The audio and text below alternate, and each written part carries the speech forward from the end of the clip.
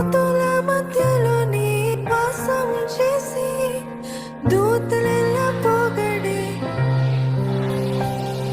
స్తుతుల మధ్యలో నీ వాసం చేసి దూతలెల్ల పొగడి దేవుడాయని వీడుచుండు భక్తుల స్వరము విని వీడుచుండు భక్తుల స్వరము విని దిక్కులేని పిల్లలకు దేవుడాయని దిక్కులేని పిల్లలకు దేవుడాయని ఆయనే నా